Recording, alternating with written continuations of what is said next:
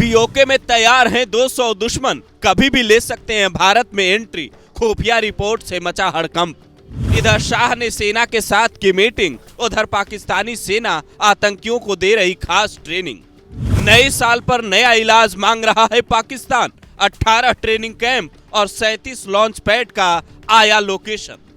नए साल से पहले एक नई खुफिया रिपोर्ट आई है जिसमें बताया गया है पाकिस्तान की सेना और वहां के खुफिया अधिकारी 2 मोस्ट वांटेड अधिकारियों के साथ मीटिंग कर रहे हैं। इस रिपोर्ट में इस बात का भी जिक्र है कि पीओके की किन किन जगहों पर लॉन्च पैड बने हैं, कितने ट्रेनिंग सेंटर में कितने दुश्मन तैयार किए जा रहे हैं। एक एक खुलासा इतना बड़ा है कि जम्मू कश्मीर से दिल्ली तक हड़कंप मचा है। तो क्या साल 2025 में सर्जिकल स्ट्राइक से भी बड़ा प्लान लॉन्च होने वाला है? इस सवाल पर आए उससे पहले भयंकर खुलासा सुनिए। TV9 की रिपोर्ट बताती है 15-16 दिसंबर को आतंकवादी रफीक नाई सैफुल्ला और शमशीर नाई के साथ पाकिस्तानी आर्मी और ISI के टॉप ऑफिसर ने बैठक की, जिसमें बर्फबारी का फायदा उठाते हुए भारत में घुसपैठ पर चर्चा हुई। प्लानिंग के तहत पीओके के कोटली निकियाल और हजीरा इलाके में SSG के 200 कमांडो तैनात किए गए हैं जो ड्रोन और हथियारों के साथ इलाके की रेकी कर रहे हैं। वहीं के कुछ इलाकों में करीब 18 ट्रेनिंग सेंटर और 37 लॉन्च पैड भी बनाए जाने की खबरें सामने आई है, जहां हिंदुस्तान के दुश्मनों को भारत में दहशत फैलाने की ट्रेनिंग दी जा रही है। न्यूज 18 की रिपोर्ट दावा करती है इन ट्रेनिंग सेंटर और लॉन्च पैड में करीब 200 आतंकी तैयार हो रहे हैं, जिनकी प्लानिंग हिंदुस्तान के अलग अलग शहरों में नापाक मिशन को अंजाम देने की है। पीओके के मीरपुर, कोटली बिम्भर, नीलम वैली और लीपा वैली जैसी जगहों पर इन्होंने अपना अड्डा जमाया हुआ है, जहां खुलेआम इनकी मदद में सेना के जवान और बॉर्डर एक्शन टीम के कमांडो लगे हैं। लेकिन पाकिस्तान शायद ये भूल चुका है कि करगिल वाली भूल इस बार उसे बड़ी भारी पड़ सकती है। सेना के जवानों को दिल्ली से सीधा आदेश है, कोई भी घुसपैठिया दिखे तो उसका तुरंत इलाज करो, संदिग्धों पर हर हाल में नजर रखो।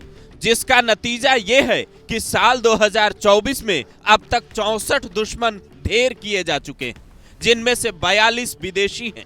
इनके पास से मिले सामान बताते हैं ये पाकिस्तानी सेना के इशारे पर यहाँ आए थे। अपने मंसूबे में कामयाब होते उससे पहले ही सेना ने इनका अपने तरीके से इलाज किया, जिससे बौखलाया पाकिस्तान इस बार भयंकर प्लानिंग बनाने में लगा है।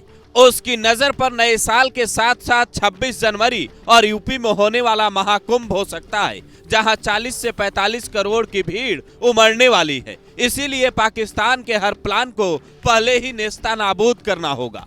बॉर्डर में घुसने से पहले ही दहशतगर्दों को ढेर करना होगा।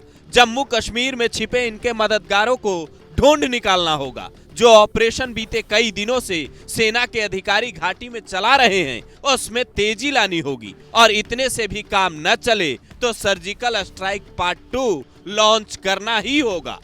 18 सितंबर 2016 को उरी में हुए कायराना हमले के बाद जैसे सेना के जवानों ने 28-29 सितंबर की रात पीओके की सीमा में घुसकर दुश्मनों को मार गिराया था, मोदी डोभाल की सीक्रेट प्लानिंग के दम पर 38 दुश्मनों को ढेर किया गया था। कई लॉन्च पैड तबाह कर दिए गए थे। 25 कमांडो ने नींद में सो रहे आतंकियों को हमेशा के लिए सुला दिया था। ठीक वैसा ही कोई प्लान इस बार लॉन्च किए जाने की जरूरत है।